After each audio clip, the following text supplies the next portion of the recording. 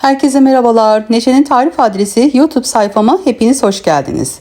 Bu videomda bu görmüş olduğunuz yeleğin ayrıntılı olarak baştan sona yapılışını anlatıyor olacağım. Herkes rahat bir şekilde örebilsin diye. İnşallah keyifle örersiniz. Şöyle yeleğimi göstereyim. Batik iple örmüş olduğumuz yeleğimiz trabzanlarla oluşuyor. Buradan köşeden başlıyoruz. Bir üçgen oluşturuyoruz. Bu üçgendeki şuradaki sayımız arttıkça bedenimiz de büyüyor arkadaşlar. Sonra şu kısmı düz ilerliyoruz. Bu kısmı koltuk altına gelince koltuk altı kesimini anlatıyorum. Yaka kısmı nasıl yapıldığını, sonra burada bitiriyorum. Omuz birleştirmesini, kenar tığ oyasını, arkasının nasıl yapıldığını hepsine ulaşabilirsiniz. Size şöyle kullanmış olduğum iplerden bahsedeyim. Yeleğimi batik iple ördüm. Şöyle Alize Angora Gold kullanmış olduğum batik ipim. 3368 numarası. Bu ipimizin 100 gramında 550 metre bulunuyor. İpimizde dokusu da bu şekilde arkadaşlar. Şimdi bu ipimden benim 3 yumak vardı.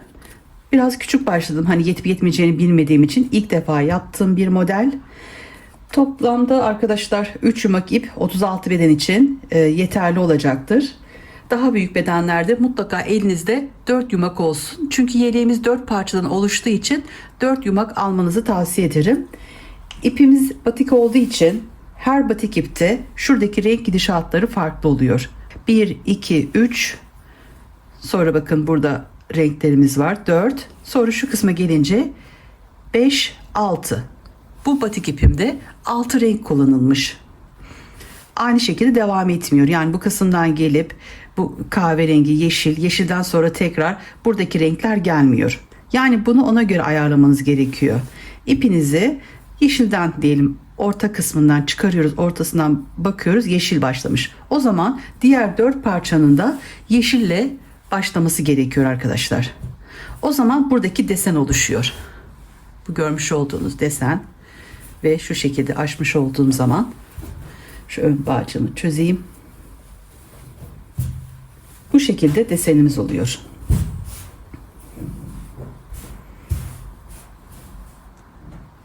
Birebir aynı 4 tane parça örüyoruz. Yani koltuk altına kadar aynı sırada başladığımız 4 tane yapıyoruz arkadaşlar. Sonra burada ön ve arka ayrımları yapıyoruz. Bu şekilde olmasını belirleyen aynı yerden başlamış olmamız arkadaşlar. Ve ipimizin tonlarının aynı sırada olması gerekiyor. Bu yapmış olduğum yeleğin ölçülerini vereyim. Söylemiş olduğum gibi tam 3 tane ipim yeterli oldu.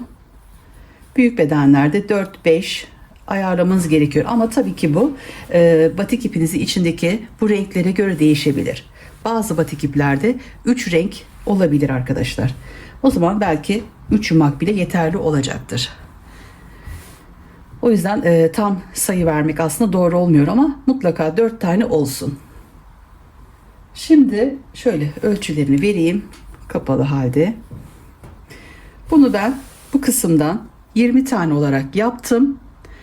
38-40 beden için 22 tane yapmak gerekiyor ama ipimizin ince kalınlığı, elimizin sıkılığına göre ve tığımıza göre bu değişebilir arkadaşlar. Bu ipimizi daha kalın olarak da uygulayabilirsiniz. Yani ipiniz biraz daha kalın olduğu zaman buraya 20 değil belki de hani 16-17 sıra yapmış olabilirsiniz. Yani mutlaka şöyle mezuramızla bu kısmı ölçelim. Ona göre yapalım arkadaşlar. Bedenimize göre burada bedenimizi ayarlayalım. Söylemiş olduğum gibi bazı batik iplerde böyle 3 tane desen olabilir. O zaman buradaki renk gidişatları tabii ki daha farklı olacaktır. Mutlaka ipinizi buradan başlayacağınız yerden bitişine kadar 4 tane olması gerekiyor. Aynı renk, aynı tonda ayarlamanız gerekiyor. Sonra arkadaşlar şöyle yine size tam 36 beden bu yeleğim benim. Ölçülerimi şöyle vereyim. Bu şekilde 45 santim eni, boyu biraz uzun oldu. Şu kısımdan şöyle ölçeyim önce. Koltuk altından etek ucuna kadar 52 santim. Şu kısmı ben arkadaşlar 20 sıra yaptım. Olmazsa siz bunu 19 sıra yapın. Bu küçük bedenlerde. Bu kısmı biraz uzun tuttuğumuz için boyu da uzamış oldu. Koltuk altına kadar 22 santim geliyor. Şöyle tam omuz orta kısmından şöyle etek ucuna kadar 75 santim kenar tığlamamızla birlikte şöyle uzun bir yeleğimiz oldu. Kenarında ben bu şekilde yırtmaç uyguladım. İsterseniz bu şekilde yırtmaç uygulayabilirsiniz. İsterseniz de bu şekilde düz ekleyebilirsiniz. Ayrıntılı olarak videomda yeri geldiği zaman anlattım. Evet, yeleğim bu şekilde. Tığımdan da bahsedeyim. 6 numara 3.50 milimetrelik kalın bir tığ ile ördüm. Videomu atlamadan izlerseniz birebir aynı yeleği yapabilirsiniz arkadaşlar. Yapmış olduğum bu yelek modellerini Neşe'nin Tarif Adresi YouTube sayfasında en başta arkadaşlar Reels, videolar ve oynatma listesi diye bir bölüm var. Oynatma listesi bölümüne tıkladığınız zaman o kısımdan ulaşabilirsiniz. Bazen bana yorum yazıyorsun, Neşe Hanım birinci bölüm buldum, ikinci bölüm, üçüncü bölüm bulamadım diye. Hepsini arkadaşlar oynatma listesine koyuyorum. O kısımdan ulaşabilirsiniz. Orada örgü diye bir bölüm var. Örgü kısmından da ulaşabilirsiniz. Evet, yapacak olan arkadaşlarıma kolaylıklar diliyorum. İnşallah keyifle örersiniz. Yapılışına geçmeden önce şöyle modelimden bahsetmek istiyorum. Modelimizin yapılışı köşeden başlıyoruz. Bu köşeden modeli kuruyoruz. Sonra buradaki ölçümüz ne olacaksa bedenimize göre o kadar örüyoruz. Sonra burada böyle bir üçgenimiz oluyor. Şöyle göstereyim, hatta yaptım. Bu şekilde bir üçgen yapıyoruz. Bundan sonra bu kısımdan düz devam ediyoruz ve bu kısımdan arttırıyoruz. Bu köşede yapmış olduğumuz tek taraflı olarak yapıyoruz. Yani şimdi burada iki tarafta yapmış olduğumuz kenarlardaki gibi yapmıyoruz. Burada düz devam ediyoruz. Burada aynı şekilde koltuk altına kadar devam ediyoruz. Koltuk altına kadar, yani şuradaki boyu ne kadar istiyorsanız o kadar bu işlemi yapıyorsunuz. Bunu böyle hazırladım. Sonra bu kısma kadar geliyoruz. Onu da hemen şöyle göstereyim. Şöyle ayarladım ben bunları. Bu şekilde. Kol altına kadar geldik. Buraya kadar gelince şuradaki kol altı sayımıza kadar buradan böyle gidip geliyoruz. Şuradan düz devam ediyoruz. Burayı anlatacağım. Bu kısma geldikten sonra artık bu kısmı başlıyoruz. Buradan düz devam ediyoruz. Yukarı çıkıyoruz yani. Buradan düz devam ederken yine bu şekilde gidiyoruz. Buradaki sayıya ulaşınca aynı bu sıra arkadaşlar. Bu şekilde sayımıza ulaşınca bu kısma kadar geldim. Bu şekilde yaptık, yani şuradayız. Artık buradan da düz devam ediyorum. Bu şekilde böyle gidiyorum. Şu en uça kadar, burada yapmış olduğumuz gibi en uça kadar devam ettikten sonra şu şekilde bir üçgenimiz kalacak burada. Bu üçgeni de bu kısımdan ve buradan ayarlayıp burada köşede artık bitiriyoruz. Köşede başlıyoruz kurmaya, köşede bitiriyoruz arkadaşlar. Evet, yeri gelince bunları da anlatacağım size. Şöyle modelimizin kuruluşuna başlayalım. Modelimizin kuruluşuna köşeden başlıyoruz. Bir ön tarafı yaptım. Bu yapmış olduğum parçadan bir tane daha yapacağım. Birebir aynısı olacak. Ona göre ipimi ayarladım arkadaşlar. Bu şekilde yeşil ve kahverengi, hangi renkler gidiyorsa o şekilde ipimin arasından ayarlayıp bu şekilde sardım. Bittiği yere kadar böyle ayarladım ben. Öncelikle tığımızı, ipimizi sabitliyoruz. Bismillahirrahmanirrahim. Bu şekilde.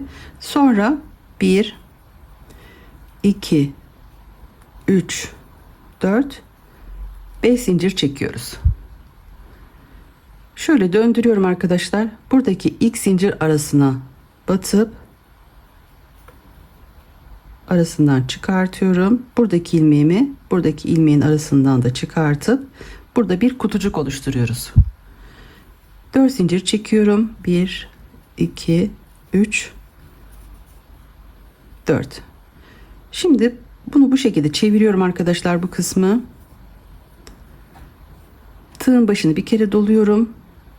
Buradaki ortadaki kutucuğun arasına batıp 1 2 de çıkıyorum. Şimdi bu ipimi de şöyle arasından yürüteceğim. Aynı şekilde tığın başını doladım. Aynı kutucuğun arasına batıyorum. 2 de çıkıyorum. Aynı şekilde bir daha battım ve 1 2 de çıktım. 3 tane 2 de çıkmış olduğum trabzan yaptım. Tığın başını doladım. Aynı kutucuk arasına batıyorum. Şimdi arkadaşlar 1 2 3 de çıkıyorum. Şöyle modelimi şöyle kenara alayım. Yapmış olduğum işlemi anlatayım. 4 zincir çektim. Kutucuğa battım.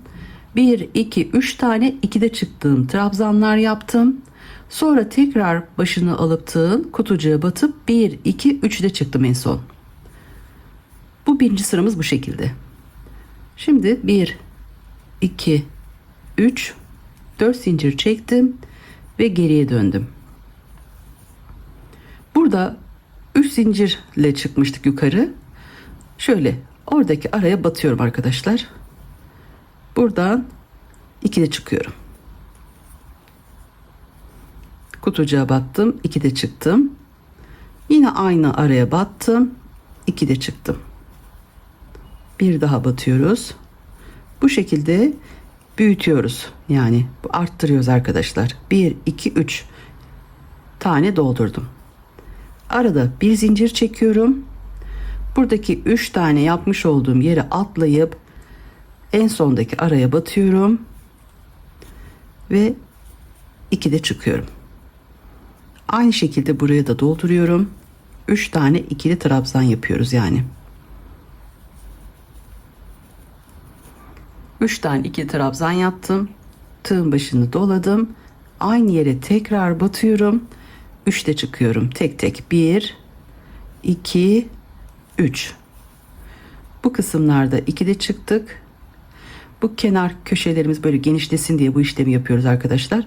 Burada yerimizi hazırlıyoruz. Bir dahaki üst sırada o kısmı doldurunca buradaki modelimiz bu şekilde büyüyecek. Ben şöyle birkaç sıra yapınca daha iyi anlaşılacak. 1 2 3 4. Dönüşlerde 4 zincir çekiyoruz. Modelimizi çeviriyoruz. 3. sıradayım. Burada yapmış olduğum işlemlerin birebir aynısını burada uyguluyorum. İlk araya batıp 2 de çıkıyorum. Aynı araya tekrar battım. 2 de çıktım. Aynı şekilde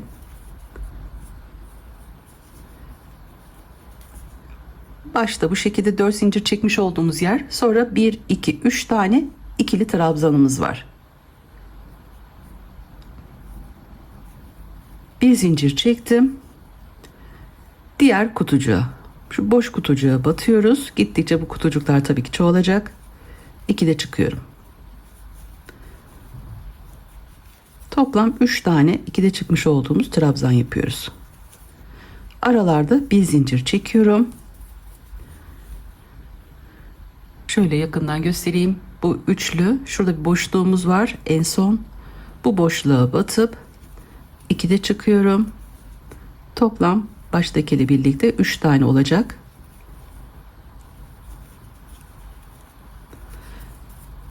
Üç tane yaptıktan sonra tığın başını dolayıp aynı araya tekrar batıyoruz ve 1 2 3 de çıkıyorum. Sonra 4 zincirle yukarı çıkacağız. Bu şekilde arkadaşlar. Köşelerden arttırıyoruz. Dönüşlerde 4 zincir çekiyoruz. Hemen buradaki 3 zincirle çıkmış olduğumuz şu orta araya batıp ikili trabzan yapıyoruz. 1 2 3 tane ikili trabzan yaptım. Arada bir zincir çektim. Diğer boş kutucuğa battım. 2'de çıktım. Toplam 3 tane 2'de çıkmış olduğumuz trabzanlarımız olacak. Arada bir zincir. Diğer kutucuk arasına batıyorum ve 2'de çıkıyorum.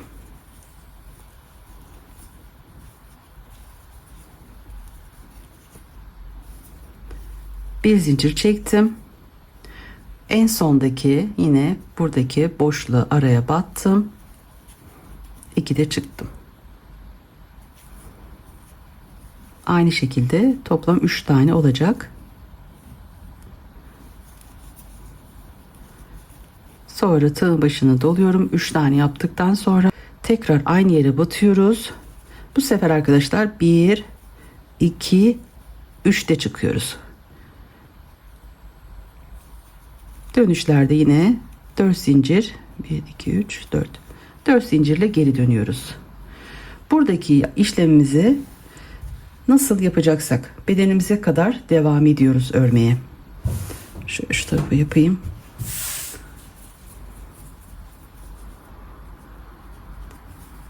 Buradaki ilk araya batıyorum.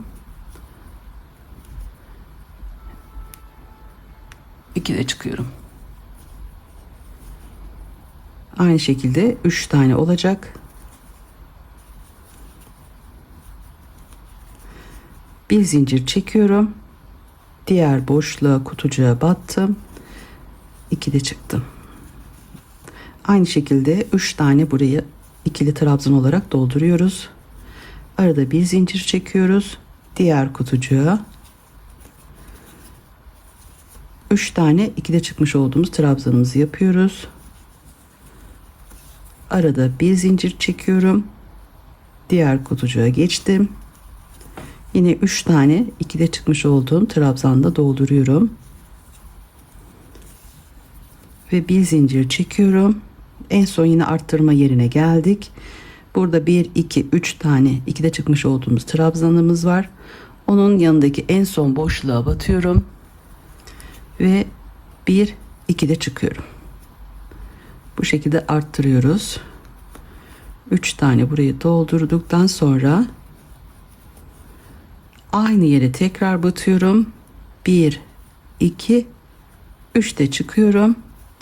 1 2 3 4 zincirle burada aşağıda yapmış olduğumuz işlemleri uyguluyoruz. Buradaki sayımız şu an 1 2 3 4 5. Tabi bu gitgide çoğalacak. Buradan da sayıyoruz. 1 2 3 4 5. Bu şekilde yapıyoruz arkadaşlar. Şöyle üçgen yapacağız. Bu üçgen bizim buradaki bedenimize göre buradaki kutucuklar sayılarını çoğaltacağız arkadaşlar.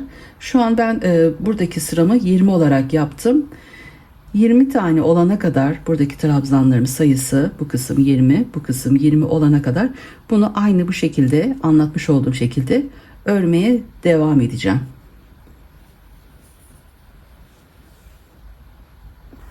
Buradaki sayım kadar bu kısmı da ördüm. Şöyle bir üçgen elde etmiş oldum. Bu şekilde. Buraya geldiğimiz zaman artık bedenimize göre belirliyoruz. Bedenimiz burada belli oluyor arkadaşlar. Bu kısmı ona göre örüyoruz. Sonra artık yukarı doğru yapmamız gereken olan işlemleri geçiyoruz. Yani beden burada belli oluyor. Burada 1, 2, 3, 4 saydığım zaman toplam köşeyle birlikte 20 tane var. Şöyle size ölçülerini vereyim. 20 yaptım. Elimin ayarına, ipimin kalınlığına ve tığa göre bunlar hep değişiyor arkadaşlar. Kullanmış olduğum tığım kalın bir tığ. 6 numara ama 3.50 milimetrelik bir tığ kullandım. Siz daha ince bir tığ kullanacak olursanız buradaki ölçünüz çok değişecektir. İpinizin kalınlığına, inceliğine göre bu ölçüler değişir arkadaşlar. Bunu da bu şekilde kendinize göre ayarlayıp bu kısımda ölçün. Buradan başladım, bakın 23 santim olarak geliyor. 38-40 beden için 25 santim gelmesi gerekiyor. Yani bir iki sıra daha yapmanız gerekiyor. Şu şekilde devam ediyorsunuz burada örmeye. Ama şunu tavsiye ederim. Mesela 25 santim geldi ama siz bunu bence 26 santim yapın 38-40 beden için.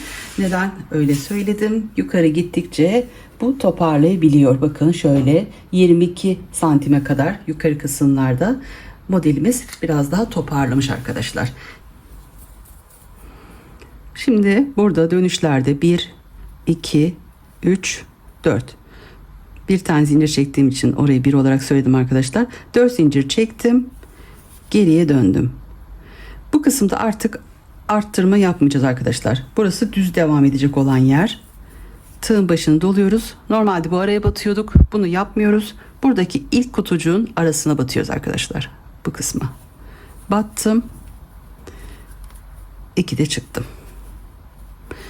Aynı şekilde toplam 3 tane 2'de çıkmış olduğumuz trabzanımızı yapıyoruz.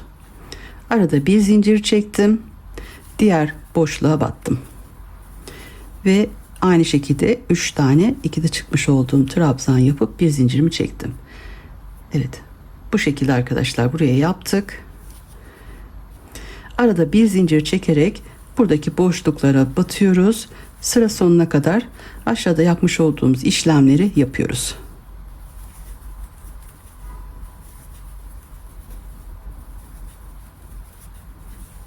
Evet. Köşeye kadar gelelim. En son köşeye kadar geldim. Bir zincirimi çekiyorum. Yine bu en sondaki boşluğa batıp 3 tane 2'de çıkmış olduğum trabzanımı yapıyorum. Aynı yere tekrar batıp 1, 2, 3'te çıkıyorum. Yani burada yapmış olduğum işlemlerin aynısını burada uyguluyorum. Bu kısımda arkadaşlar. Çünkü burası bizim şöyle koltuk altına kadar devam edeceğimiz yer. Şöyle üzerinde göstereyim yine. Bu şekilde. Buradan aynı şekilde hep devam edeceğiz. Bir taraftan arttırıyoruz. Bir taraftan artık arttırmadan burayı düzeltiyoruz arkadaşlar. Düz devam ediyoruz. Burası düz çıkacak. Bu kısımda artırıp çıkıyoruz. Yani şu şekilde örüyoruz arkadaşlar. Bu kısım düz devam edecek. Bu kısımda koltuk altına kadar burada yapmış olduğumuz işlemlerle boyunun ne kadar istiyorsak o kadar öreceğiz. Aynı işlemi uyguladım. Dönüşlerde 4 zincir çekiyoruz. 1, 2, 3, 4. Geriye dönüyorum. Buradaki boşluk araya batıp 2'de çıkıyorum. Aynı şekilde aynı araya battım. 3 tane 2 trabzanımızı yapacağız. Arada bir zincir çekip boşluğa geçiyoruz. Boş kutucuğun içinde aynı şekilde 3 tane 2'de çıkmış olduğumuz trabzan yapıp bir zincir çekip buradaki kutucuklara batıp bu şekilde aşağı doğru inmiş oluyoruz. Buradan başladım. En son kutucuğa geldim. Şimdi bu şekilde düz olan yerdeyiz. Burada da aynı şekilde böyle düz çıkacağız. Buradan arttıracağız. Bu kısımdan düz çıkacağız. Şimdi arkadaşlar burada dikkat etmemiz gereken yer, kutucuğa battım. Bakın şekilde şurası 4 zincirli yukarı çıkmış olduğum yer, bu kısım. Burada şimdi her arada bir zincir çekiyoruz bu kısımlarda. En son bu düzleştirdiğimiz yerde zincir çekmiyoruz. Buraya 3 tane 2 trabzan yaptıktan sonra tığın başını doluyoruz. Zincir çekmiyoruz. Buradaki araya batıyoruz. Şuraya boşluğa battım. 1, 2, 3'te çıktım. Bakın bu şekilde burası düzleşti. Şu kısım. Şimdi burada 1, 2, 3, 4 zincir çekiyorum. Dönerken 4 zincir çekiyoruz. Buraya batarken, buradan gelirken 3'te çıkıyoruz arkadaşlar bu kısımda. 4 zincirimi çektim, geriye döndüm. Buradaki sıradaki ilk kutucuğun arasına batıyorum ve 2'de çıkıyorum.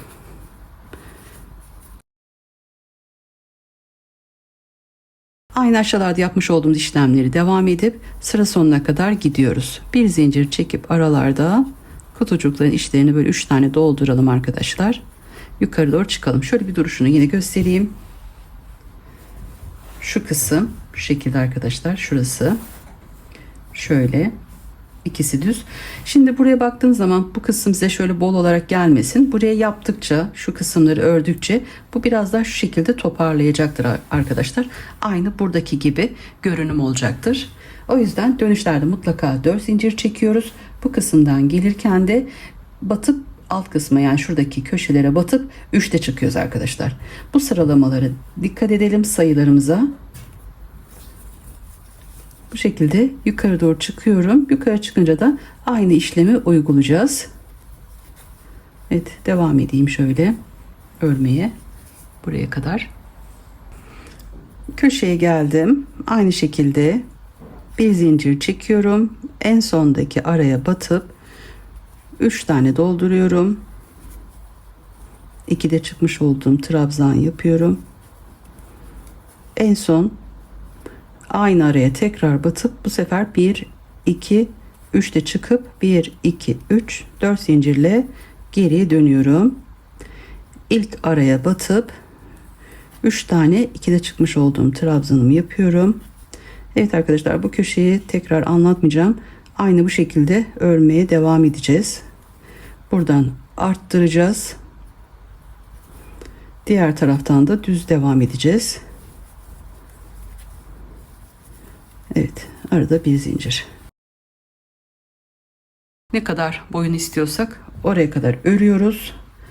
Bu kısmı geleyim bir kere daha şuraya anlatayım. Sonra yukarı örmeye devam edeceğim.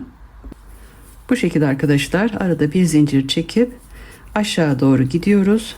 Bir kere daha şu alt kısmı anlatayım. Sonra yukarı doğru koltuk altına kadar boyunu, şuradaki boyun ne kadar istiyorsak o kadar örmeye devam ediyoruz.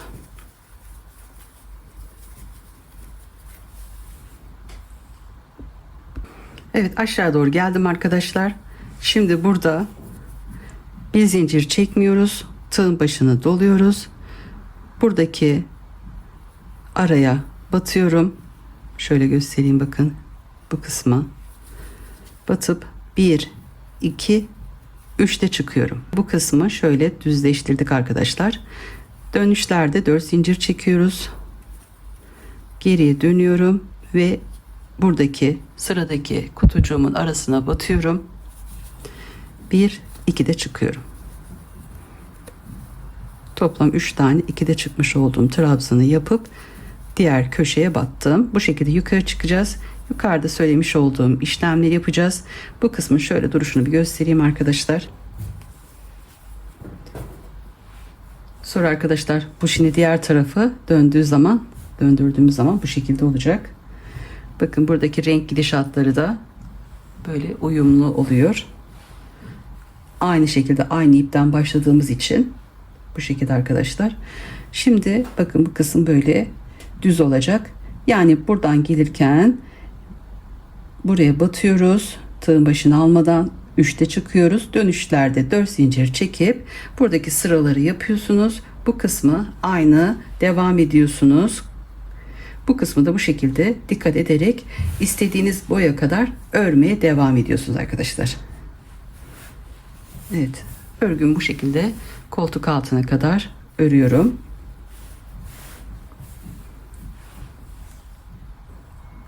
Şöyle koltuk altına kadar ördüm. Toplam şuradan sayıyorum arkadaşlar, şu şekilde. Toplam 45 sıra ördüm. Bu size kalmış. Ne kadar isterseniz o kadar yapabilirsiniz. Şimdi bu elden ele yine değişir ölçüler. Ben size şuradan şöyle ölçüsünü de vereyim. Benim el ayarıma göre arkadaşlar, şuradan şöyle tuttuğum zaman 51 santim geliyor. 51 santim kadar örmüşüm. Aynı bu şekilde bu tarafta.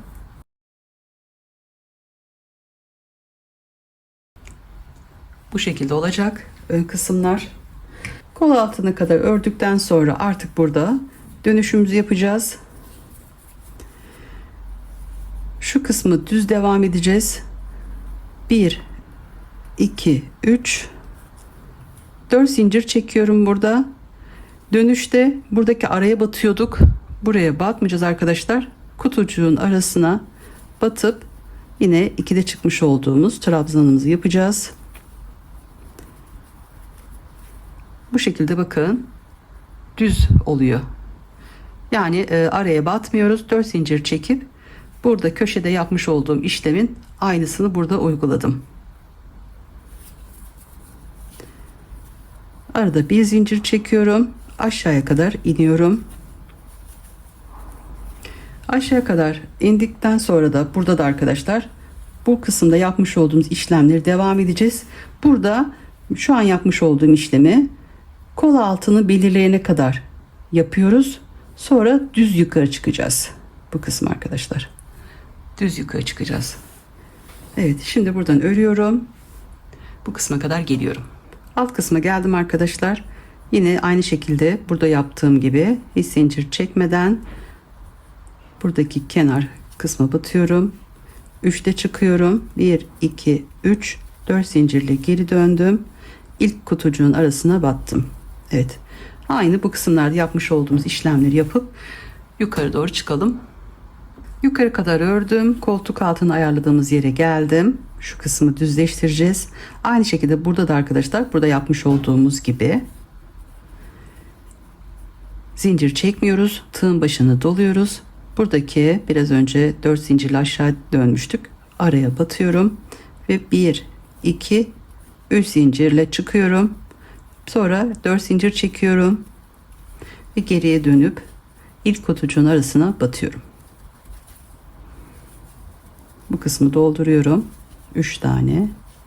Bir zincir çekip diğer kutucuğa batıp örgüme devam ediyorum. Şöyle bir duruşunu göstereyim. Bakın arkadaşlar, burası bu şekilde düz oluyor. Yani bu kısım. Evet, burada şuradaki ayarımıza kadar bir iki sıra daha yapacağım. Bu 2 tane sıra göstermiş olduğum gibi. Şimdi buradan devam ediyorum. Burada yapmış olduğum işlemleri uygulayacağım. Tekrar yukarı doğru geliyorum. Kol altının olduğu yere geldim arkadaşlar. Buraya en son 3 tane dolduruyoruz. Yine aynı şekilde zincir çekmeden buradaki boşluğumuza batıp 1 2 3'te çıkıyoruz. Toplam 1 2 3 4 5 tane oldu. 4 zincir çekiyorum. Geriye dönüyorum. Buradaki araya batıyorum. Sonraki sıramızda artık düz yukarı devam edeceğiz. Bu şekilde örmeye devam ediyorum. Bu kısma gelelim. Buradan geri dönüp artık buradan düz devam edeceğiz. Evet, yukarı doğru çıktım arkadaşlar. Şuradan şöyle bakın, sayayım size. 1 2 3 4 5 6 ve şu an 7.'yi yaptım arkadaşlar. Bunu şu şekilde çevireyim.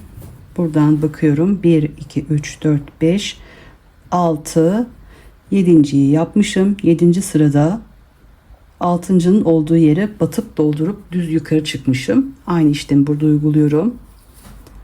Evet, 7. sıramız. Burası da şu boşluk 1 2 3 4 5 6'nın üstündeki boşluk arkadaşlar. Şöyle burada şimdi bir zincir çekiyoruz bu kısımda. Buradaki boşluğa batıyorum ve 3 tane 2'de çıkmış olduğum trabzan yapıyorum. Bu kısmı şöyle göstereyim ayrıntılı.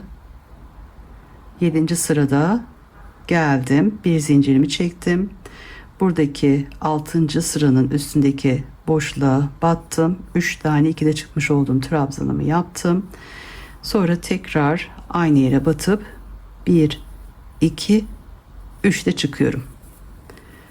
1 2 3 4 zincirle geri dönüyorum. Şöyle üzerine tutalım yine. Bu şekilde. Bu kısım arkadaşlar şöyle kol altının olduğu yer. Artık buradan düz devam edeceğiz. Örgümüz şu şekilde. Burada arttırmaları devam ediyoruz. Bu kısımda yapmış olduğumuz gibi buradan öreceğiz arkadaşlar. Bu kısmı da aynı şekilde devam ediyoruz. Bakın daha yakamız burada kalıyor.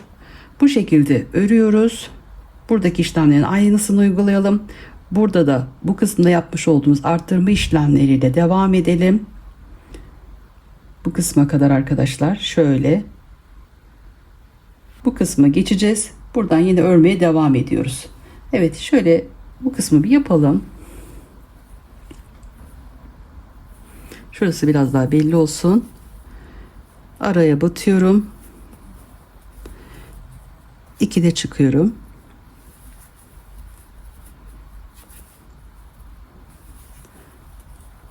Videomu biraz daha başa alarak arkadaşlar şu kısımda yapmış olduğum işlemi tekrar izleyip hani anlamadığınız yerde tekrar izleyip yapabilirsiniz. Evet. Aralara batıyoruz. Bu kısma geliyorum. Burada da bu kısımda yapmış olduğum işlemi uygulayıp yani 3'te aşağı iniyoruz, 4'te yukarı çıkıyoruz. Tekrar bu kısma geleyim. Yukarı doğru çıktım. Şu düz olan yerdeyim. Kutucuğu doldurdum. Bir zincir çekiyorum. En sondaki ara boşluğa battım. 2'de çıktım. Aynı şekilde toplam 3 tane olacak. En son battığımız 4. olan da tek tek 1 2 3'te çıkıyoruz. 1 2 3 4 zincir çektim. Geriye döndüm. İlk araya batıyorum. 2'de çıktım. 3 tane trabzan yapıyorum.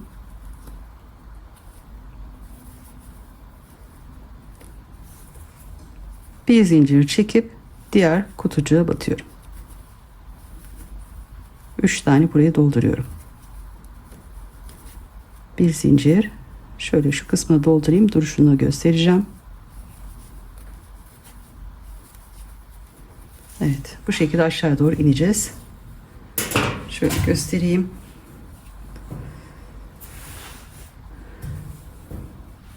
Kol altının olduğu yer bu kısımda şöyle düz yukarı çıkmış olduğumuz yer arkadaşlar. Bakın bu şekilde daha yakamız bu kısımda kalıyor.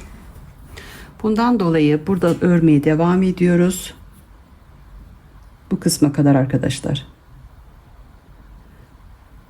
Buraya kadar bu şekilde birkaç sıra daha öreceğiz.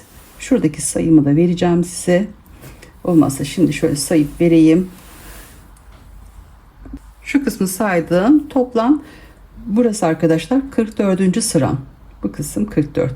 44 sıra olana kadar bu kısım buradan sayacaksınız şu kısımdan. 44 olana kadar örmeye devam ediyoruz. Burada aynı işlemleri uygulayacağız. Bu kısımda da şu an yapmış olduğum gibi arttırmalarımızı yaparak devam edeceğiz. Bu kısma geleceğiz. Sonra örgümüze devam ediyoruz. Evet. Bu şekilde örmeye devam ediyorum. Toplam 44 sıra olana kadar. Şöyle yaka kısmının olduğu yere geldim arkadaşlar. Buradan saydığım zaman 1, 2, 3, 4, 5, 6, 7, 8, 9, 10, 11, 12, 13 sıra şu kısım. 13 sıra kadar ördüm. 14. sırayı döndüm arkadaşlar. 1, 2, 3, 4, 5, 6, 7, 8, 9 tane yaptım. Bu başta yine aynı şekilde yapıyoruz. Şu kısma kadar 9 tane şuradaki kutucuğu doldurdum. Kutucuk olarak sayayım. 1, 2, 3, 4, 5, 6, 7, 8 ve şu en baştaki olan hani dönüşte yapmış olduğumuz ilk batmış olduğumuz yerle birlikte 9 oluyor. Şimdi bu büyük bedenlerde bu kısmı daha geniş bırakabilirsiniz. Burada ben 9 yaptıysam siz bunu hani 10, 11, 12 şeklinde şuradaki yakamıza göre bunu ayarlayın arkadaşlar. Bu yaka şu kısım küçük gelir çünkü. Şimdi buradan sayıyı verdim. Yani bu kısımdan da arkadaşlar şuradan baştan başlıyoruz saymaya. Şu kısımdan toplam 44 sıra kadar yaptım. Yani şurası 44. sıramı. Bu kısım 44. sıramı bu şekilde yukarı doğru çıktım ve burada aynı şekilde dönüşümü yaptım. Toplam 9 tane ördüm. Şöyle üst üste tutalım. Bu şekilde. Her zaman buradaki kontrollerimizi bu şekilde yapalım arkadaşlar. Şu renk gidişatları farklı olabilir. Bunları ara ara böyle örgünüzü örerken üst üste tutun ya da şöyle yan yana bu şekilde koyup bir kontrol edin arkadaşlar. Bazen ipinizde bir hata çıktığı zaman düğüm olabiliyor. Tabi o zaman da farklı sıralamalar oluyor. O sıralama nasıl denk geliyorsa oradan ipinizi ayarlayıp örgünüze devam edin. Evet, bakın bu şekilde ayarlarımızı yaptık. Şimdi yaka kesiminin olduğu yerdeyim. Üst üste tuttuğum zaman da bu şekilde şu kadar bir örgümüz kaldı. Şimdi arkadaşlar buradan düz devam edeceğiz bu kısmı. Nereye kadar? Onu söyleyeyim. Buradan başlıyoruz. En uç noktaya kadar. Şu koltuk altımızı ne kadar olmasını istiyorsak o kadar örüyoruz. Ben bu kısmı şuradan baştan sayayım. 1 2 3 4 5 6 7 8 9 10 11 12 13 14 15 16 17 18 19 20 sıra olarak yapmışım. Yani bunu 19'da bırakabilirsiniz. Ben biraz daha bir uzun bıraktım arkadaşlar. Bu bedene göre şöyle ölçü vereyim. Yapmış olduğum 22 santim. Yani 20, 21, 22 olsun bu kısım arkadaşlar. Evet, kol altında bu şekilde 20 sıra kadar, burası olana kadar örmeye devam ediyorum. Buradan ördüğümüz zaman şu şekilde olacak örgümüz. Buradan düz devam ediyoruz. Buradan da arttırma yapıyoruz. Sonra şöyle bir üçgenimiz kalacak. Onu tamamlayacağız arkadaşlar. Evet, 1 2 3 4 5 6 7 8 9 tane kutucuğu doldurdum. Şöyle örgümü kenara alayım. Şimdi burada kalan kutucuğum, boş olan yeri sayarsam 1 2 3 4 5 6 7 7 tane kutucuk boş bırakılıyor ve yanındaki kutucuğu doldurmuşum. Trabzanları sayarsam 1 2 3 4 5 6 7 trabzan yaptım. 7. trabzanın yanındaki kutucuğun içini doldurdum. Burada tığın başını alıyorum ve bakın şu şekilde buradaki ilk kutucuğa battım. 1 2 3'te çıktım. Şu kısmı şimdi düzleştiriyoruz, yukarı doğru çıkıyoruz. 1 2 3 4 zincirle dönüşlerimizi yapıyorduk. 4 zincirimi çektim. Şimdi geriye dönüyorum. Sıradaki kutucuğun ortasına battım. 2'de çıktım. 3 tane doldurdum. Arada bir zincir çektim. Diğer kutucuğuma geçtim. Evet, bakın şöyle bu kısmı düzleştirdik. Aynı burada yapmış olduğumuz işlemi yine burada aynısını uyguluyoruz. Burada da aynı şekilde arttırmalarımızı yapacağız. Şöyle sıra sonuna kadar bir geleyim, tekrar göstereyim. Sıra sonuna geldim. Bir zincirimi çekiyorum ve şu en son boşluğa battım. 2'de çıktım.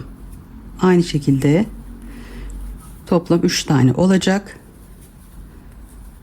Sonra tığın başını doladım. Aynı yere tekrar battım. 1 2 3'te çıktım. 1 2 3 4 4 zincir çekiyoruz. Geriye dönüp hemen buradaki ilk araya batıyoruz ve 3 tane dolduruyoruz. 1 2 3 3 tane doldurdum. Tığın başını doladım. Sıradaki kutucuğuma battım. Evet, aynı şekilde buraya dolduruyoruz. Buraya kadar geliyorum. Sıra sonuna geldim. Zincir çekmeden tığın başını doladım. Bu alttaki şu düz olan yer boşluğa batıyorum. 1 2 3'te çıkıyorum. Sonra 4 zincirle dönüşümüzü yapıyoruz. Geriye dönüp aynı şekilde aşağılarda yapmış olduğumuz işlemleri bu şekilde yapacağız arkadaşlar. Söylemiş olduğum gibi boyunu ne kadar istiyorsak o kadar. Ben şu kısmı 20 sıra yaptım. 20 sıra olana kadar bu işlemleri yapacağım. Şurayı şöyle bir yapayım. Size bir duruşunu göstereyim. Evet, şöyle. Bu şekilde arkadaşlar. Bakın bu kısım düz devam ediyor. Bu şekilde. Yukarı doğru çıkıyoruz. Yaka kesimimizde böyle. Evet, buradaki işlemleri yapıp buradaki sayım, kutucuklarım 20 tane olana kadar örmeye devam ediyorum. Burada arttırıyorum. Burada düz devam ediyorum. Bu kısım arkadaşlar 20 tane olana kadar ördüm. En uç noktaya geldim. Şimdi bu şekilde aşağı doğru indim. 20. sıramı tamamladım. Burada yapmış olduğum gibi bu kısma doğru geleceğim ve artık bu kısmı düz olarak burayı bu şekilde devam edeceğiz. Burayı da aynı aşağıdaki gibi örmeye devam edeceğiz ve üçgenimizi burada köşede bitireceğiz. Evet, şuraya kadar geleyim. Yukarı doğru ördüm. Bu kısmı yapmıyorum. Burayı yaparsam, doldurursam arkadaşlar buradaki sayım artar. Şimdi burada aynı kol altına yapmış olduğumuz gibi, şu başta yaptığım gibi arkadaşlar, zincir çekmiyorum. Direkt tığın başını doluyorum. En uç noktaya battım. 1 2 3 de çıktım. Sonra 4 zincir geriye dönüyorum. Sıradaki kutucuğa battım. 2 de çıktım. Aynı şekilde 3 tane olacak toplam. Arada bir zincir, diğer kutucuğa geçtim. Evet, bakın arkadaşlar, şimdi bu kısmı şöyle, bu kısmı düzleştiriyoruz artık. Böyle düz olacak. Buraya da aynı şekilde yukarı doğru çıkacağız. Burada yapmış olduğum işlemleri yapıp tekrar buraya geri geliyorum. Evet, omuz kısmının olduğu yere geldim. 1 2 3 4 5 6 tane şöyle yaptım arkadaşlar. Şimdi burada aynı şekilde tığın başını doluyorum. Zincir çekmeden buradaki araya battım. Şu şekilde 4 zincir çekmiş olduğum yere 3 de çıktım. Dönüşlerde 4 zincir çekiyorduk. 2 3 4 zincirimi çektim, geriye döndüm, ilk kutucuğun arasına battım. Yani şu başta yapmış olduğumuz işlemleri şöyle bu omuz kısmı tamamlanana kadar devam ediyoruz. Buradan da şimdi aşağı doğru iniyorum.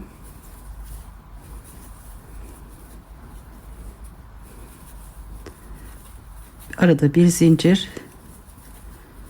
Şöyle bakalım. Evet, bu şekilde arkadaşlar bu kısım. Aynı şekilde buraya kadar geliyorum. Burada yapmış olduğum işlemi uygulayıp bu kısma gelince yine burada yapmış olduğum gibi sıradaki araya batıyorum. 3'te çıkıyorum. 4 zincirle geri dönüyorum. Bu şekilde örmeye devam ediyoruz. Şimdi arkadaşlar bakın, bir sıra daha gittim. Geri geldim. Şöyle üzerine tutayım. Şu an şöyle 2 sıram kaldı. Bu 2 sırayı da beraber yapalım.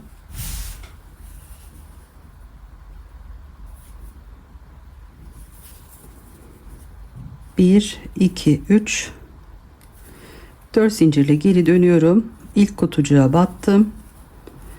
2 de çıktım. Toplam 3 tane yaptık. Bir zincir çektim. Diğer kutucuğa battım. Bu kısmı da dolduruyorum. Zincir çekmeden tığın başını doladım. Düz olan yer bu şekilde. Şu ilk buradaki boşluğa battım. 1 2 3 de çıktım. Dönüşte 4 zincir, 3 4 geriye döndüm. Burada bir tane boşluğumuz kaldı. Burayı dolduruyorum.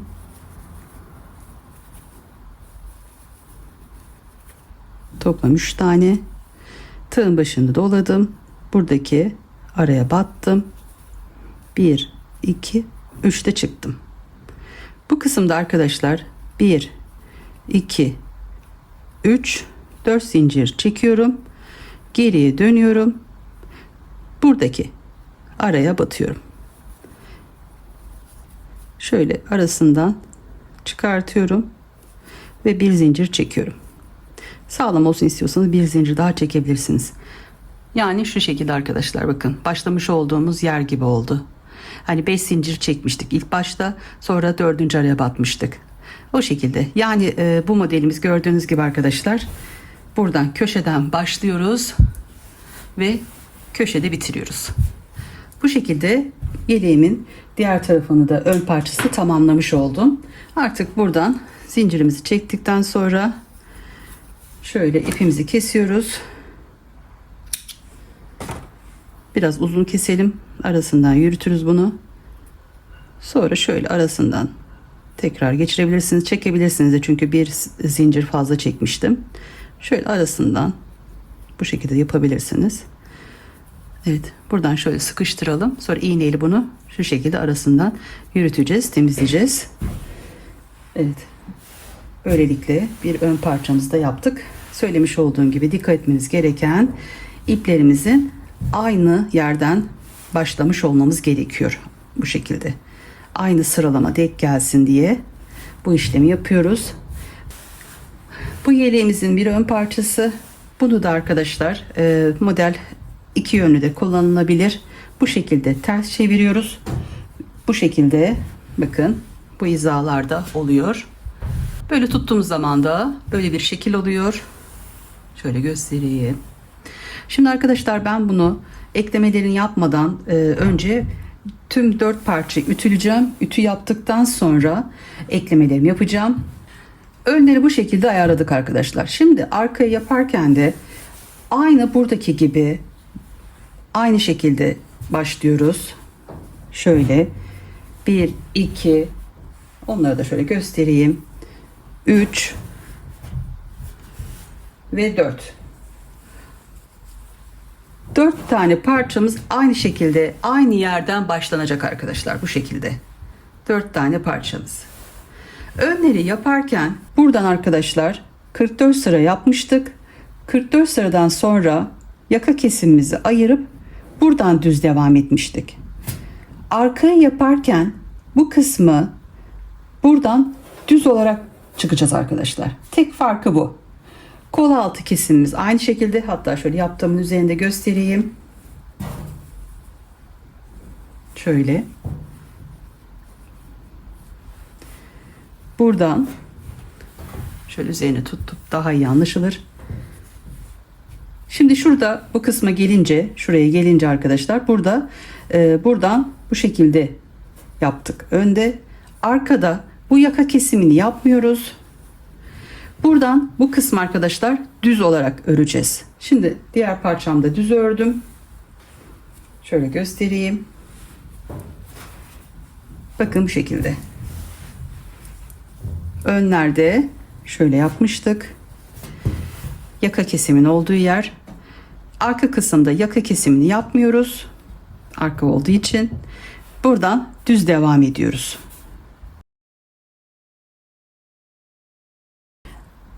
Ön parçada yapmış olduğumuz gibi arkadaşlar aynı işlemleri uyguluyoruz arka yaparken de. Buradan sayıyoruz. Toplam şu an 1, 2, 3, 4, 5, 6, 7, 8, 9 diye saydım. Toplam 20 sıra kadar yaptım. Koltuk altından omuza kadar ördüm. Bu şekilde kaldı. Şimdi bu kısmı şöyle bir üçgenimiz kalıyor. Bunu tamamlamamız gerekiyor. Aynı şekilde burayı düz devam edeceğiz. Buraya da gelince bu kısma doğru şu koltuk altlarında yapmış olduğumuz işlemi uygulayarak burada köşede örgümüzü bitireceğiz. Tamamlayacağız arkadaşlar. Şimdi buradan 4 zincirimi çekiyorum. Buradaki yanındaki kutucuğa batıp şu kısma kadar geleyim. Yine şöyle şu kısmı göstereyim. Ona göre devam edeceğim. Evet, şöyle arkadaşlar omuza geldim. Bu kısmı buradan ördüm. Şimdi burada zincir çekmiyoruz. Tığın başını dolayıp en uçtaki şöyle araya batıyorum. Ve 1, 2, 3'te çıktım. 4 zincir çekiyorum. Geriye döndüm. İlk sıradaki kutucuğa battım. 2'de çıktım.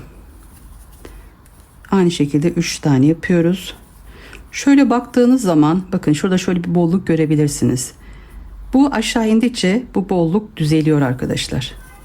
Arada bir zincir çekiyorum. Diğer kutucuğa battım. 3'te çıkıyorum. Aynı şekilde aşağı doğru devam edeceğim. Bu kısma gelince buraya batacağım. 3'te çıkıp 4 zincirle geriye dönüp sıradaki kutucuğa batıp yakaya doğru geliyoruz. Buradan yukarı doğru çıkacağız ve aynı burada yapmış olduğum işlemleri uygulayacağım. Aynı ön yukarıda nasıl yaptıysak, üçgenimizi tamamladıysak burada da aynı şekilde tamamlıyoruz. Şu an yapmış olduğum işlemleri uygulayacağım. Buradan gidiyorum. Buraya batacağım şu kısma. Sonra 4 zincir çekeceğim. Geriye dönüp buradaki sıradaki kutucuğa batıp yukarı doğru çıkıyorum. Ve buraya gelince şu kısım olacak. Buraya gelince buradaki araya batıyorum. Biraz önce şuraya batmış olduğum gibi. 3'te çıkıp 4 zincirle geri dönüp sıradaki kutucuğun arasına batıp aşağı iniyorum. Yani bu şekilde buradaki üçgenimizi küçültüp tamamlıyoruz arkadaşlar. Aynı bu kısımda yapmış olduğum işlemleri, şuradaki üçgenimizi nasıl tamamladıysak buradaki işlemleri yapıp burada en son 4 zincirle tamamlıyoruz arkadaşlar. Anlamadığınız bir yer olursa yine videomu biraz ön kısma, bu kısma alabilirsiniz. Burada yapmış olduğum şekilde örgümüzü tamamlayıp arkaları da tamamlayalım. Evet, tek farkı arkanın şu kısımdan itibaren yukarı doğru, şurası 20 tane olana kadar devam ettikten sonra bu kısmı da düzleştiriyoruz. Düz bir şekilde burayı bu şekilde yapacağız. Burayı da böyle yapıp üçgenimizi tamamlıyoruz arkadaşlar. Köşede bitiriyoruz. Evet, ikinci parçamızı da aynı şekilde yapıp arkaları tamamlayalım. Evet, yeleğimin arkadaşlar bu şekilde iki tarafını yaptım. Aynı şekilde yaptım arkadaşlar. Ben ipimin gidişatına göre değil, şu şekilde biraz mordan, sonra diğer renginden, yani şöyle ayarlayıp yaptım arkadaşlar. Aynı şu başlamış olduğum şu kısımdaki sıralamaya dikkat ederek tamamladım. Şimdi iki tarafa da bu şekilde yaptık. Bunu bu şekilde arkadaşlar mesela hani iki aynı parçayı yapıyoruz bu şekilde, iki aynı parça. Bunun modelimiz iki taraflı olduğu için bunu alıp bu şekilde çevirdiğimiz zaman iki arka parçamız bu şekilde oluyor böyle. Şimdi bu iki parçayı birleştirmemiz gerekiyor. Bunu isterseniz tığla, isterseniz iğne ile de birleştirebilirsiniz. Tığla yapmak isterseniz bu kısmı tutturun. 4 ya da 5 zincir, şuradaki aralığa göre 4-5 zincir çekip buradaki araya, şurada aralarımız var yani arkadaşlar, şu birinci sıramız, bu ikinci sıramız, üçüncü sıramız, hani 3 zincirle böyle tığın başında olayıp şuraya aşağı inip batmış olduğumuz, sonra 4 zincirle yukarı çıkmış olduğumuz yerler var.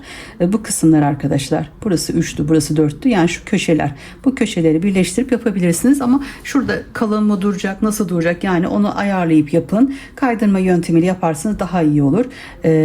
Sık iğne şeklinde yaparsanız şu kısımlar biraz daha kalın bir görünüm olur arkadaşlar. Ben denedim onu. Şimdi iğneyle yapmaya karar verdim. Ben birleştirmemi iğneyle yapacağım arkadaşlar. Şöyle renk uyumuna göre şöyle ipimi ayarladım. Bu şekilde buradan şu şekilde çevirip düğümümü de yaptım arkadaşlar. İyice sıkıştırdım şu kısmı. Buraya da düğümümü yaptım. Şu uç kısımdan başlıyorum. İsterseniz buradan, isterseniz üst kısımdan başlayabilirsiniz. Nasıl kolayınıza geliyorsa. Şimdi ben iğne tutarken tabii ki sol elimle tutuyorum arkadaşlar. Sol elimi kullanıyorum. Şimdi bu uç kısımdan battım. Şöyle diğer en uç kısımdan battım arkadaşlar. Biraz şöyle zincir arasından batıyorum ki hani uç kısmını düğümlediğim yer çıkmasın diye. Evet, şuradan şöyle birazcık bırakıp şöyle bunu önce buraya tutturuyorum. Bir iki sıra sağlamlaştırıyorum bu yapmış olduğum yeri. Sonra arkadaşlar buradan bu kısımdaki zincir arasından, bakın şuradaki ilk yapmış olduğumuz yer karşılıklı denk gelsin. Şuradaki sıralamalarımızda kayma olmasın. Bunu buradan çıkartıyorum bu şekilde. Sonra buradaki zincir arasına geldim. Şimdi karşılıklı şöyle üstteki zincir aralarına batıp şöyle arada bir sıkıştıracağım. Bu şekilde. Şimdi buradaki araya battım. Sonra bu köşeye geldim. Bakın bu birinci yapmış olduğumuz yer. Bu ikinci sıramız. İkinci sıramızdaki buradan aldım arkadaşlar. Karşılıklı olan yere, denk gelen yere battım. Bunu buradan çıktım. Şimdi zincir arasına batıyorum sıradaki. Onun yanında tekrar üst kısmında var. O kısma da battım. Şimdi 3. sırama geldim. Aynı şekilde buradan üst kısımdan aldım. Karşılıklı diğer köşeden de şu kısımdan da aynı yere battım ki bakın böyle 1, 2, 3. yerdeyim. Şöyle göstereyim. 1, 2, 3. sıradayım şu şekilde arkadaşlar. Bakın burası 1, 2, 3. 3. sırayı birleştirdim. Evet, buradaki sıralamalarımıza dikkat ederek yukarı kadar birleştirmemizi yapalım. Buradan bu şekilde, sonra sıradaki zincirim. Bu kısımdan battıktan sonra bu yukarıda olduğuna bakmayın. Şimdi boşluğa battığımız için arkadaşlar buraya tekrar batmayın. Yani burada 2 tane araya doldurduktan sonra 3. mutlaka bu kısımları denk getirin. Evet, bu şekilde yapmaya devam edelim. Şöyle şu sıramı da tamamlayayım. Şöyle bir duruşunu göstereceğim. 2 tane ortaya yaptım. Buradaki birleştirme ve karşıdaki yere battım. Şuradan da bir çıkayım. Evet, bu şekilde arkadaşlar buradan devam edeceğim.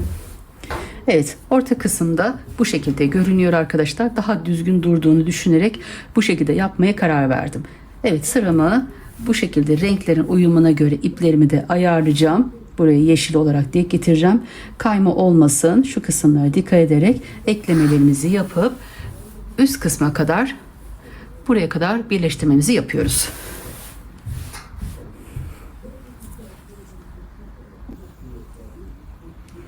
Şöyle son ense kısmına geldim arkadaşlar.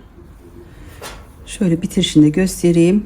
Aynı şekilde aralara batıyorum. Buradaki zincir aralarına şu şekilde takip ediyorum. Şurada şöyle bir açıklık olmasın diye şöyle tamamını bunu yapıyoruz. Kapatacağız yani burayı. Şimdi buradaki en uçtaki zincir arasından diğer zincir arasına en son battım. Bu kısmı çok sıkmadan yapalım. Şöyle tekrar bu kısma geçelim. Şöyle bırakalım arkadaşlar. Burada bitirirken ve şu aralarda bitirirken arkadaşlar ben şöyle yapıyorum.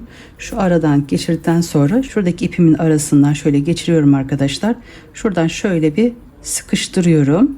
Sonra buradaki araya batıp buradan şöyle geriden, hani orada direkt koparmıyorum. Şöyle aralardan iğnemi geçiriyorum. Şöyle buradan şöyle benim bu biraz etamin iğnesi olduğu için biraz zor çıkıyor ama evet, bu şekilde yapıyorum. Sonra şu şekilde düzeltmelerimi yaptıktan sonra ipimi burada kesiyorum. Bu kısımlarda da aynı şekilde uyguladım. Evet, bu şekilde eklememizi yaptık. Hangi tarafı düzgün geliyorsa o kısmı kullanabilirsiniz. Şimdi arkadaşlar bakın, benim bu kısım bu şekilde oldu. Diğer tarafta bu şekilde. Hangi tarafı isterseniz düzgün görüyorsanız o şekilde o kısmı düzgün olan yeri yön kısmı yapın arkadaşlar. Şimdi bunu bu şekilde üzerine nemli ütü bezi koyacağız ve ütümüze, yani buhar kısmını açmadan, ütümüz çok sıcak olmasın, ılık olsun arkadaşlar. Buradan üzerine nemli ütü bezi mutlaka koyalım ve üzerine şu şekilde ütümüzü yapalım arkadaşlar. Üzerine değdirebiliriz. Ama buhar vermeyelim. Şimdi bir taraf çok buhar verdiğiniz zaman bu kısımda şu kısım çok sıcak olduğu zaman buradaki açılır ve incelme olur arkadaşlar. Sonra bunu düzeltmek imkansız. Hani o yüzden lütfen ütümüzü dikkatli yapalım ki emeklerimiz boşa gitmesin. Şimdi arkadaşlar bu şekilde eklememizi yaptık. Burada karar vermeniz gereken yer, hangi yer düzgünse onu ön taraf olarak ayarlayın. Şimdi ben bu kısmı ön taraf olarak kabul ediyorum. Ve eklememi şöyle terse çevirip bu yan kısımdan yapacağım. Şu kısımdan.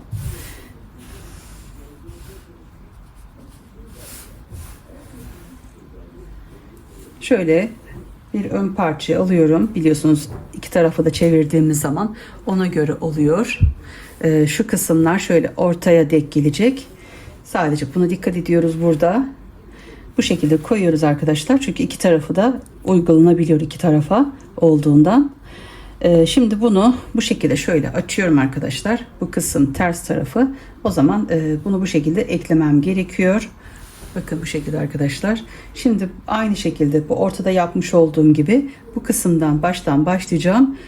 Sona kadar eklememi yapacağım. İsterseniz bu kısmı burası ortada kaldığı için bu şekilde yapalım. Bu kısmı da tığla eklememizi şöyle hem göstermiş olayım. Tığla ekleme yapalım arkadaşlar. Şimdi kenarları şöyle ayarladık parçalarımızı. Ön kısmı, arka kısmı da ayarladıktan sonra bu şekilde tutuyoruz. İsterseniz bu kısımda yırtmaç uygulayabilirsiniz. Yani en baştan bu kısımdan ekleyebilirsiniz dümdüz. Yırtmaç istiyorsanız şurada ne kadar aralık istiyorsanız arkadaşlar bunu ayarlayıp oradaki renk uyumuna göre eklemeniz yapabilirsiniz. Ben zaten birazcık boyu uzun bıraktım bu yeleğin. Ben bunda arkadaşlar yırtmaç uygulayacağım. O yüzden yeşil ve kahverengi kullanmadan direkt şuradaki sayılarımı sayacağım. O kısımdan başlayacağım. Şöyle ipimi ayarlayayım. Şimdi yırtmaç uygulayacağım için buradan saydım arkadaşlar. 17. sıram kahverenginin olduğu yer. Bu kısımdan da aynı şekilde kahverenginin olduğu yer. İpimi de şuradaki renge göre ayarladım. Önce şöyle ipimizi tığımıza sabitleyelim şu şekilde. Buradan şöyle kahverenginin olduğu yer, bitmiş olduğu yer, şuradaki araya batıyorum. Boşluğa. Aynı şekilde de diğer tarafta bitmiş olduğu yer kahverenginin. O kısma önce battım. Bunu şöyle bir şuraya sabitliyorum. Bir kere daha batıyorum aynı yere. Sonra sıradaki boşluğa battım. Aynı şekilde sıradaki boşluğa battım. Burada 2 tane sık iğne yapıyorum arkadaşlar. Boşluklara batıyorum. 2 sık iğne yaptım. Sonra diğer boşluğa geçiyorum. Karşılıklı olarak bir tane yaptım. Aynı şekilde bir tane daha sık iğne yapıyorum. Buradaki aralıklara göre ayarlayalım. 2 ya da 3 tane yapalım. Şimdi diğer boşluğa geçip şöyle bir deneyeceğim arkadaşlar. Çok büzerse o zaman bir tane daha yapacağım. Çok sıkmadan yapalım.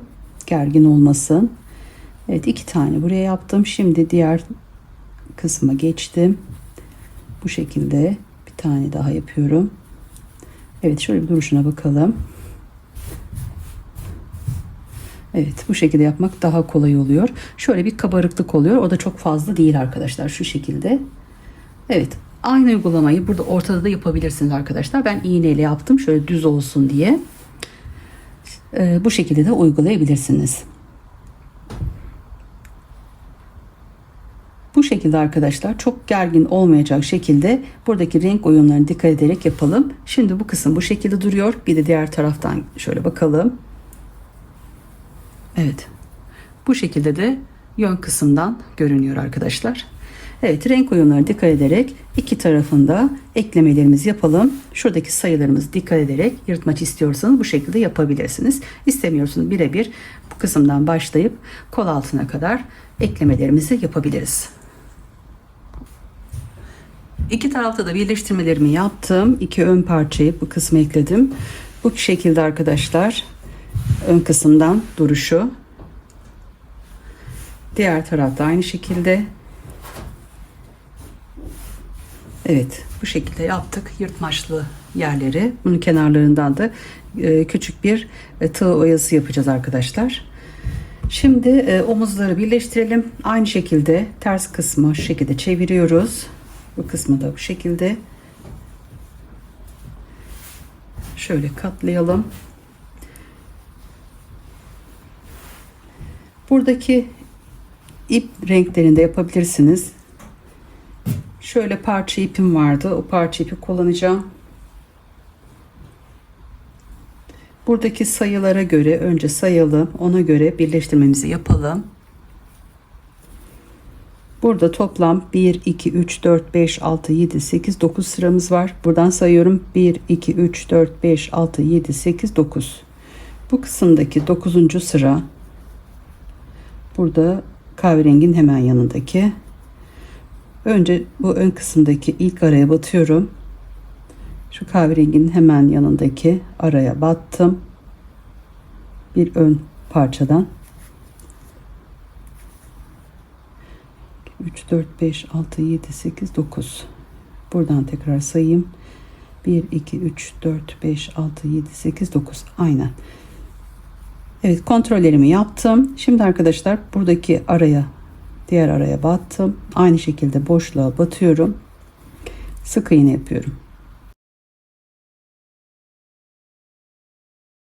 Bu şekilde sık iğne yapıyoruz. 3 tane içini doldurdum. Sonra diğer boşluğa geçtim. Bu kısımlarda böyle sık iğne yapıyorum. Kaydırma yönteminde aynı yere 2-3 sefer batamıyoruz. O zaman böyle sık iğne yaparak omuz eklemelerini yapabiliriz. Her araya 3 tane battım. Sık iğne yapıyorum. Duruşuna bakalım. Şöyle bir tane daha yapayım. Evet, bu şekilde oluyor.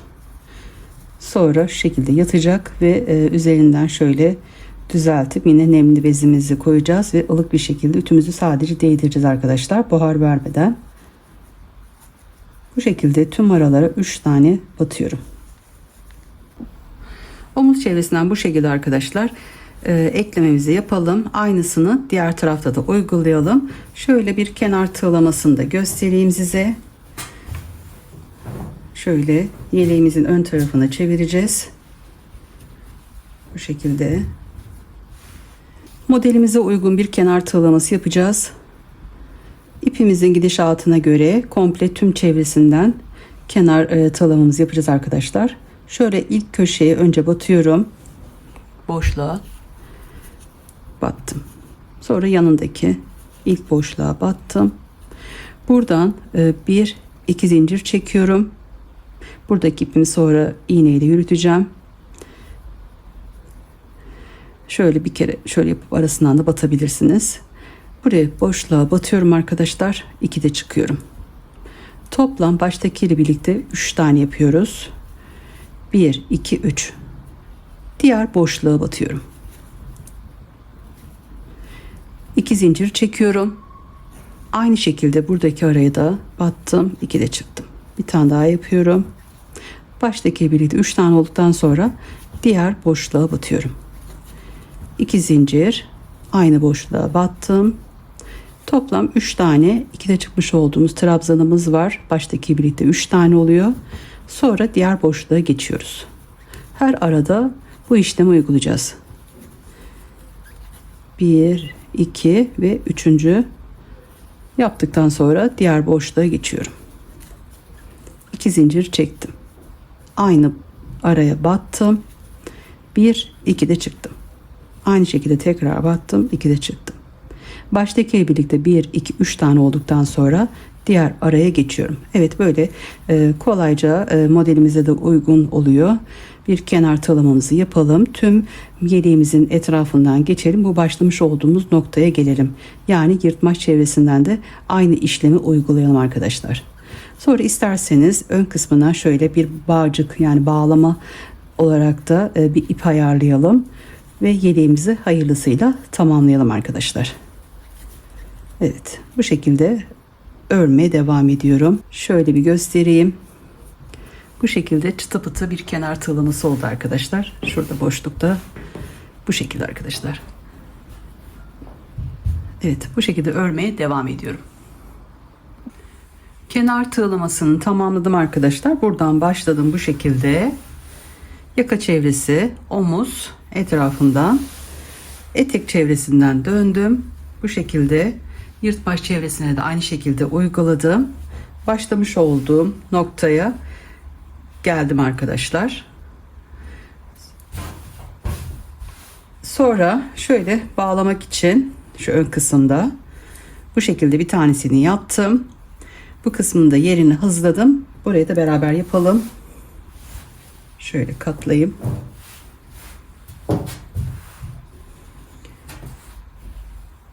Şu kısmı yaparken en uç olan yeri tercih ettim. Daha aşağıda bırakmadım. Direkt bu kısımdan şu şekilde olacak arkadaşlar. Bağlama yeri. Evet, yine aynı tonlarda ipimi ayarladım. Bu şekilde önce tığımızı ipimize sabitliyoruz. Şu kısımdan 1, 2, 3, 4, 5. 5. olan yerin kahverengi ile birlikte arasından yapacağım. Şu kısmını da birlikte alıyorum sağlam olsun diye. Bu da aynı şekilde 1 2 3 4 5. Direkt ucundan takmadım arkadaşlar. Yani şu araya batmadım. Şöyle yapıldıkça, kullandıkça açılma yapmasın diye kahverengi ile birlikte buradan ipimi sabitliyorum. Artık iğnemi alabilirim. Bir zincir çektim. Tekrar aynı yere batıyorum. Buradaki ipimi şöyle arasından yürütüyorum şu an. Bir iki sıra bu şekilde arttırıp ipinizi yürütebilirsiniz. Sonra arasından yürütelim kalanını. 2 3 4 5 6 7 toplam 57 tane zincir çekelim. 57 zincir çektim. 1 2 3 4 5. 5. araya şöyle arka kısmından 6. arada olabilir. Şöyle serbest olan bir araya batıyorum. Buradaki ilmeğimin arasından çıkartıyorum. Evet, kutucuğumuzu yaptıktan sonra 1 2 3 4 zincir çekiyoruz. Bu şekilde geri döndüm. Kutucuğun içine başını alıp tığımın battım. 2 de çıktım. Aynı şekilde tekrar battım. 1 2 de çıktım. Baştaki birlikte 1 2 3 tane oluyor. Sonra 3 zincir çekiyorum ve kutucuğun içine batıyorum. Kutucuğun içine battım. Şunu şöyle çekiştiriyorum kenara. 1 2 3 zincir çektim. Aynı kutucuğun içine battım. 2 de çıktım. Bir daha battım. 2 de çıktım. Baştaki birlikte 3 tane olunca 3 zincir çekip kutucuğun içine batıyorum.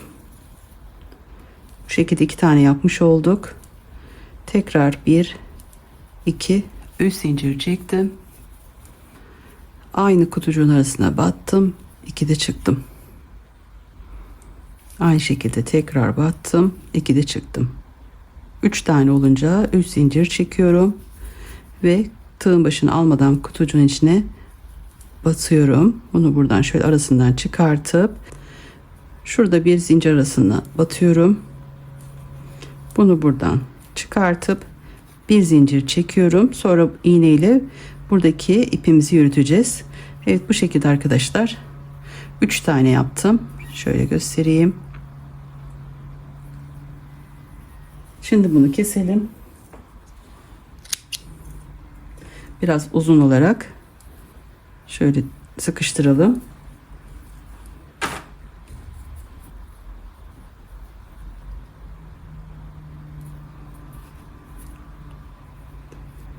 Şöyle ters kısmından şöyle arasından batalım. Bolluk, gevşeklik varsa o şekilde aralarından batıp düzeltebilirsiniz.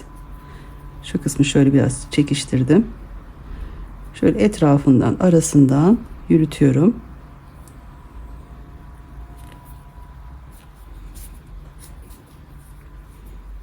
Sonra çıkarttım. Bu şekilde oldu arkadaşlar. Kalan ipimi artık kesiyorum.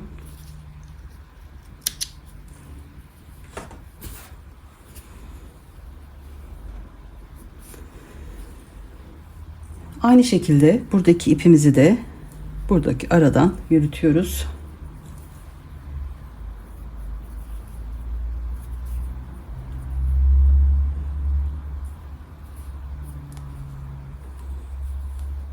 Şöyle aralardan yürütüp temizleyelim. Yeleğimizin etrafında kalan ipleri varsa onları da kontrol edip temizliğimizi de yapalım. Evet, bu şekilde kalan ipimi de kesiyorum. Ve hayırlısıyla yeleğimi tamamlamış oluyorum. Bunu da bu şekilde bağlıyoruz.